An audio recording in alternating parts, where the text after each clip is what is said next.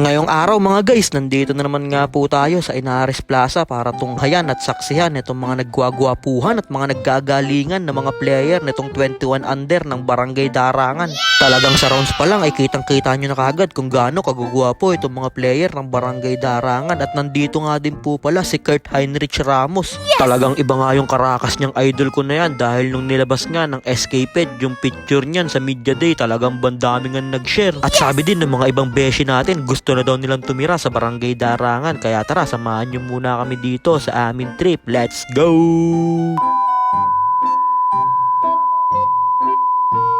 So, ayun po nandito na nga po ulit tayo sa Inares Plaza dahil manonood tayo ng laro at nagpicture nga din muna dyan yung ating tatlong referee. Grabe naman tong tatlong referee natin, talagang puro guwapings. Kaya pumasok na nga din dyan yung first 5 nitong Barangay Kalinawan at nung first 5 nitong Barangay Darangan. Dahil malapit na nga magsimula itong laban na to, kaya wag mo nang patagalin yung rep, ihagis mo na yung bula. Tinagis na nga ni rep dito yung bula, nakuha kagad dyan ni Sean Antaso, direct sa basket, may kasama pang foul. Talagang kaka-jump ball lang, nagpapasiklab kagad sa atin si Idol Sean Antaso, pinakitaan kagad tayo ng isang foul basket. Na kay Antaso ang bola, binigay sa campus crush ng Darangan, tumira ng perimeter, ilista mo na, iba talaga ang alindog ng batan to na si Kurt Heinrich Ramos. Talagang nagtitilian sa'yo ang mga beshi ko. Kaya nakuha na dito ni Robin Padilla ang bola, nagmamadali si Robin Padilla, easy layup yan para kay Robin Padilla. Sabay nag-trap defense dito ang Barangay Darangan. Ano kayang isasagot dito ng Barangay Kalinawan? Na kay Idol na ang bola dito, binigay kay isa pang Idol, titira ba si Idol, pinasa pero naagaw yan ng Barangay Darangan. Nakuha ni Sean Antaso. Sean Antaso dahan-dahan nagmamadali, lumipad, mintis lang si Sean Antaso doon pero nakuha pa din ng Barangay Darangan dito ang bola. Na kay Idol, nagtahanap ng mapapasahan, binigay kay Robin Padilla, tumatawag ng play si Robin Padilla,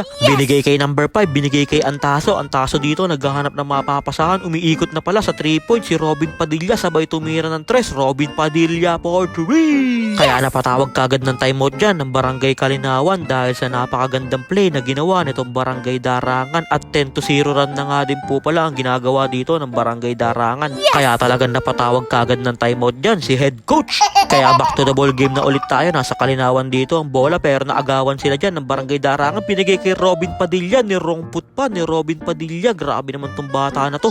At agawan dito ng bola, kanino mapupunta, nakuha na yan dito ng Barangay Darangan, binigay kay Sean Antaso, nagmamadali, wala nang kumarang kay Sean Antaso doon, kaya easy layup yan para kay Sean Antaso. At hindi pa nakakatawid dito ang bola, naka-layup na naman kagad dyan si Sean Antaso, sabay tinignan pa yung bantay niya doon. Na kay Sean Antaso na naman dito, nagmamadali, pinalusot pa sa bewang, sabay ni layup. Grabe naman tong bata na to, talagang kuwang-kuwa mo mga galawan ni Coach Jesse nung kabataan niya. 17 points na nga din po pala ang lamang dito ng Barangay Darangan, kaya pull up jumper na si jersey number 10 ng Barangay Kalinawan at nakashoot na nga po siya dyan. At dahil nakashoot na nga dito ang Barangay Kalinawan ay maya-maya nga lang ay uuwi na nga din ako dahil meron pa akong lakad na pupuntahan. Dahil kahit hindi ko natapusin hanggang 4th quarter ay alam nyo na kung anong magiging resulta nito at alam nyo na kung sino ang mananalo. Dahil napaka-solid nitong 21 under ng Barangay Darangan, puro guwapings na, ang lalakas pa maglaro. At bigla pa may dumating dito na player ng Barangay Batingan.